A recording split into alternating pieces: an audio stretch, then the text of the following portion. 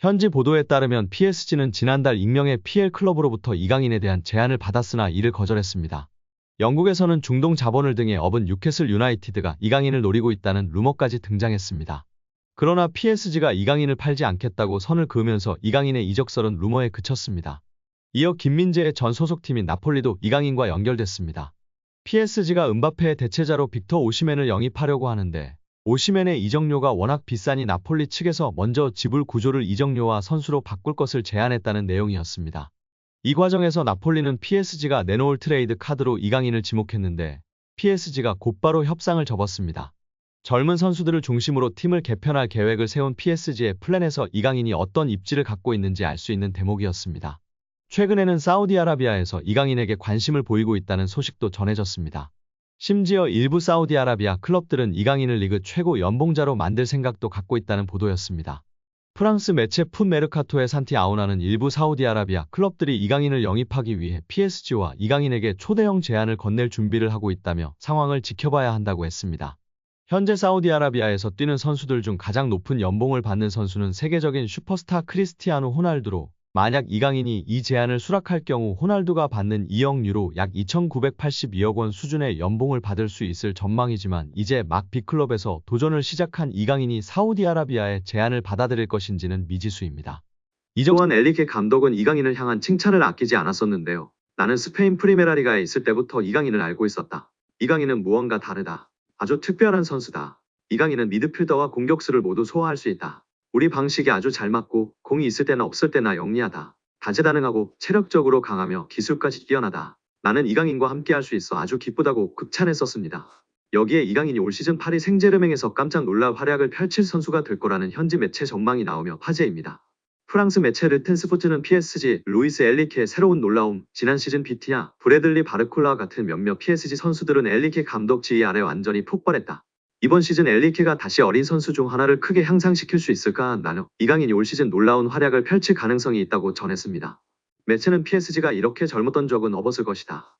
유럽 축구 연맹 챔피언스리그에 참가한 PSG는 활력이 넘치며 무엇보다도 유망한 팀으로 구성됐다.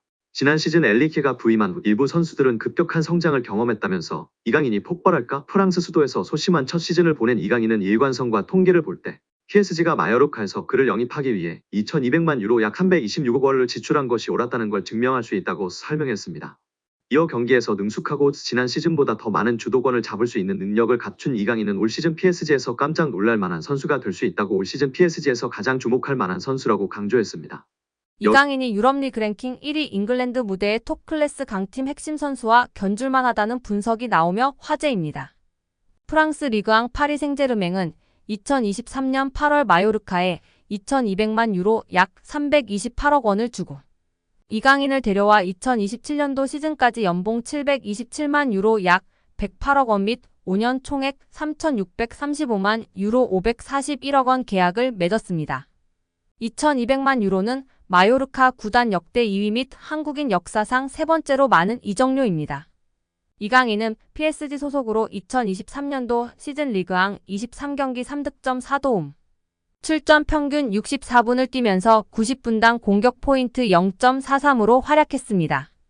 PSG는 유럽클럽 전체 랭킹 6위, 프랑스는 유럽리그 랭킹 5위인데요. 저명한 축구 통계 매체 옵타 스포츠에 따르면 미드필더로서 이강인과 가장 비슷한 선수는 프리미어리그 준우승팀 아스널의 주장 마르틴 웨데고르입니다.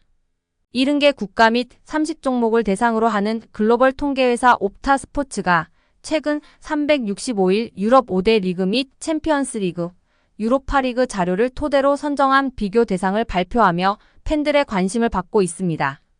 아스널은 2023년도 잉글랜드 프리미어리그 준우승을 차지했는데요. 잉글랜드, 이탈리아, 스페인, 독일, 프랑스는 유럽리그 랭킹 빅5입니다. 챔피언스리그는 유럽축구연맹 1등급, 유로파리그는 2등급 클럽 대항전입니다. 이강인은 개인 능력으로 상대쪽 경기장 파이널 서드에 진입한 횟수와 공간 침투로 PSG 동료 전진 패스를 받아낸 빈도 둘 다 유럽 메이저 대회 미드필더 상위 1%에 해당했습니다. 혼자서 위협적인 공격을 펼칠 수 있는 데다가 수비가 헐거운 지점에 대한 공간 지각과 상황 인식, 언제 파고 들어가는 것이 가장 효과적인지에 대한 타이밍 판단, 옆이나 뒤로 향하는 전개보다 리시브가 까다로운 전방으로 나가는 패스를 상대 저지를 뿌리치고 내 볼로 만드는 기술이 월드 클래스라는 얘기입니다. 따라서 이강인이 페널티 박스에서 단독으로 들어간 횟수가 최근 365일 유럽 5대 리그 및 챔피언스 리그 유로파 리그 미드필더 상위 2%라는 어마어마한 결과가 나왔습니다. 파이널 서드 태클 합계 또한 상위 2% 안에 든다는 데이터는 상대 진영부터 적극적으로 수비하려는 마음가짐 부족이 이강인 단점이라는 지적은 이제 현실과 맞지 않다는 것을 알게 해줍니다. 파리 생제르맹은 2023년도 시즌 프랑스 리그앙 우승, 프랑스 슈퍼컵 우승, 프랑스 축구협회 컵대회 우승, 유럽 축구 연맹 챔피언스 리그 4강 등 좋은 성적을 냈습니다. 이강인은 라이트 윙, 레프트 윙백, 중앙 미드필더, 폴스 9 등 서로 다른 5개 포지션에서 공격 포인트로 골에 관여한 것이 인상적입니다. 공격형 미드필더까지 전술적인 요구나 선수단 상황에 따라 5가지 역할을 소화하며 파리 생제르맹에 헌신했다는 평가입니다. 리그앙 포지션별 출전 비율을 보면 모든 부문이 8% 이상입니다. 급하게 잠깐 맡은 정도가 아니라 감독 이하 코치진이 진지하게 다양한 임무를 부여하고 실행을 요구했다고 볼 수 있습니다. 출전 및 결장 대비 90분당 득실차 6위 역시 주목할 가치가 충분한 기록인데요. 이강인이 뛸 때의 긍정적인 효과 및 벤치를 지키거나 명단에서 제외될 때 부정적인 영향을 합산하면 리그앙에서 6번째로 존재감이 큰 선수였다는 얘기입니다. 이강인과 같은 통계를 보인 마르틴 웨데고르는 지난 시즌 잉글랜드 프로축구 선수협회 프리미어리그 베스트 11 및 유럽축구 간행물협회 올해의 팀에 잇따라 이름을 올리며 능력을 인정받은 선수입니다. 또한 2년 연속 아스널 구단 선정 MVP로 뽑혔습니다. 기량적으로 직전 1년 제일 유사한 빅리그 선수가 마르틴 웨데고르인 것은 충분히 기분 좋은 칭찬으로 볼 수 있습니다. 세계적인 강호 PSG에서 앞으로도 꾸준히 빛난다면 이강인은 여러 개인 수상을 통해 기량뿐 아니라 국제적인 입지 역시 비교될 날이 올 것 같은데요. 앞으로도 부상 없이 맹활약하길 기대하고 응원하겠습니다. 정몽규 대한축구협회 회장에 대해 스스로 거취를 결정하라고 요구했던 유인촌 문화체육관광부 장관은 만약 정 회장이 사연임을 강행한다면 승인을 불허하겠다고 말했습니다. 유인촌 장관은 26일 SBS 라디오 김태현의 정치좌에서 정몽규 회장에게 거취 결단을 요구한 이유에 대해 지금 국민들의 시선이 너무나 비판적이라며 불명예스럽게 퇴진하게 된다면 훨씬 안 좋잖아. 그냥 개인이 선택하는 게 훨씬 명예롭지 않겠나라고 했습니다. 정 회장이 지난 24일 국회 문치의 현안질의 때 사퇴 입장을 밝히지 않은 것에 대해선 그 자리에서 당장 사퇴하겠다, 안 하겠다 얘기하기는 쉽지 않았을 것이라며 잘 정리해서 판단하겠다고 했으니 지금 많은 고민과 심사숙고를 하지 않을까 싶다고 했습니다.